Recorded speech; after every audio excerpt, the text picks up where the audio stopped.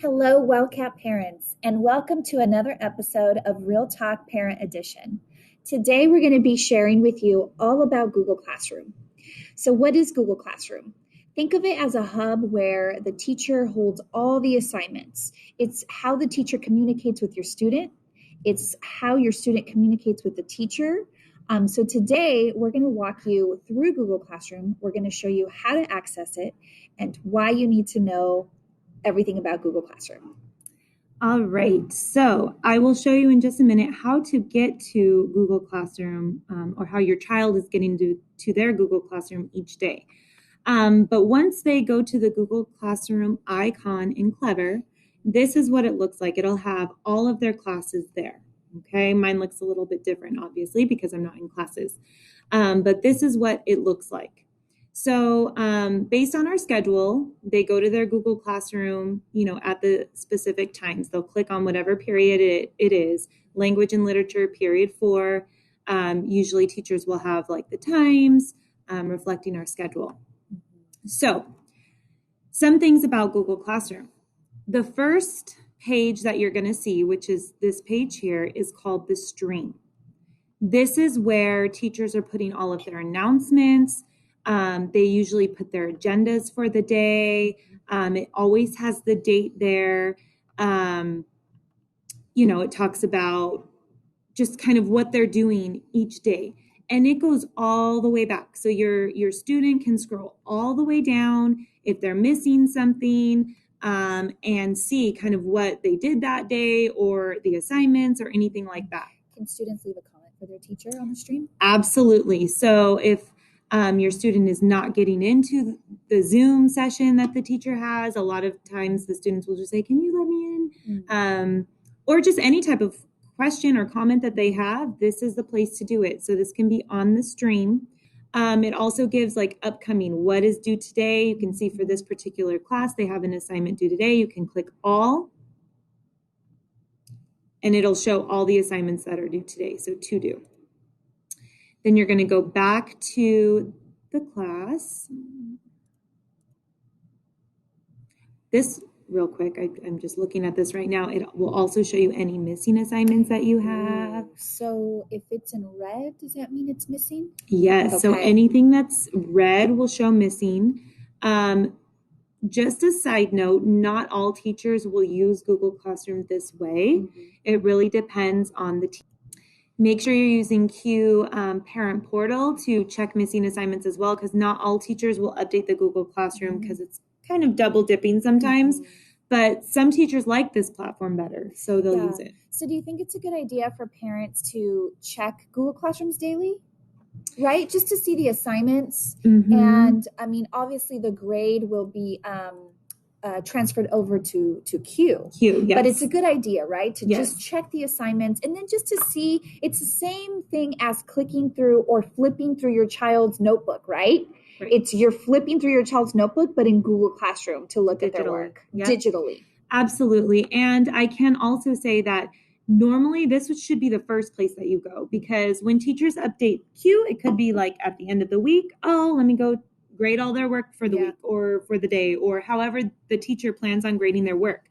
So this can be like the everyday, let me see if they did their assignment this day. Let me, you know what I mean? Yeah. Because again, Q is not updated every single day, every single assignment. That's really up to the teacher when they're going to sit down and grade everything. Mm-hmm. So that's what the stream looks like. When you look at classwork, you click on classwork. Mm-hmm. This is where all of the assignments are. And they're separated by week, I see, right? Yes. So it really depends on how the teacher has it set up. Okay. So this particular teacher has it set up by weeks. I know some teachers have it set up by assignments. So I know like for science, they'll have the SAVAS assignments or FET assignments, or they have it split up by assignments, like categories. Yes. So it's really up to the teacher, but this is kind of the hub for all of their work. Mm-hmm. This teacher also has Zooms, how to access it, how to clear the cache and cookies on their, kind of the how-tos. Mm-hmm. This teacher also has the digital planner, a place for school announcements. So it's all there. Yep, notebook setups.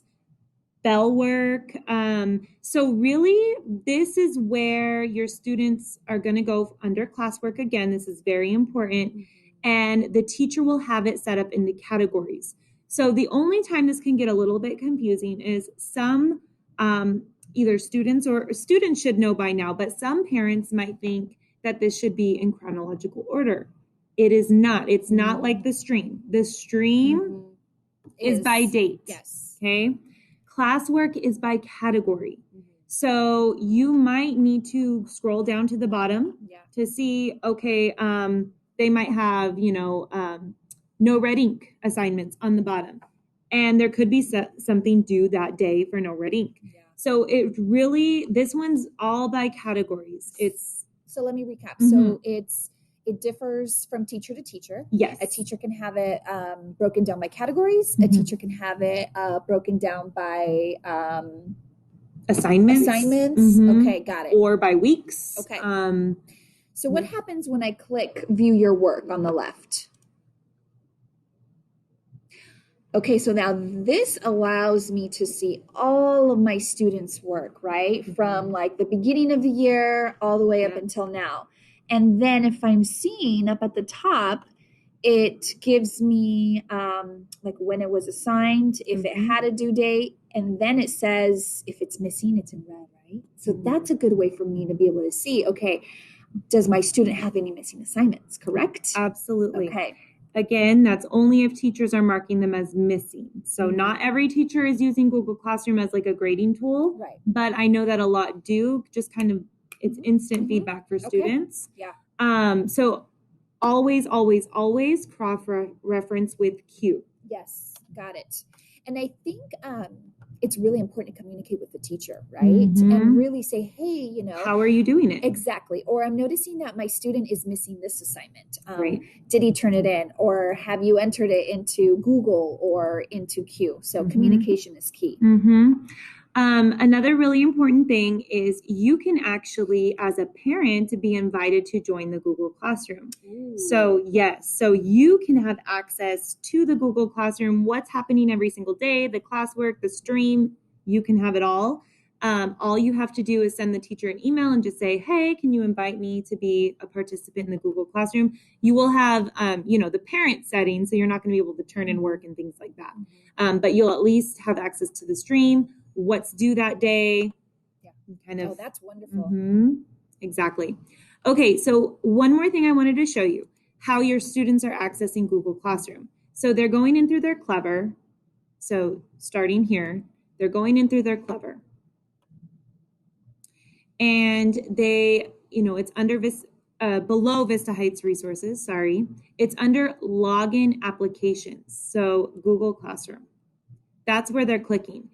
This is where they should be going every single day at the beginning of every single period, because when they click on it, that's going to be their agenda for each class each day. Got it. And so they should have 7 Google Classrooms, correct? Yes, absolutely. They might have more because we also have, for our Friday activities, we have Google Classrooms. And their grade level with the counselors. Yes, ASB. So they might have more than 7, but they should at least have 7 classrooms for in their Google Classroom.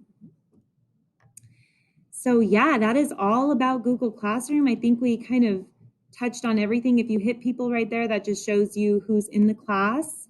But yeah, this was so helpful. Yeah.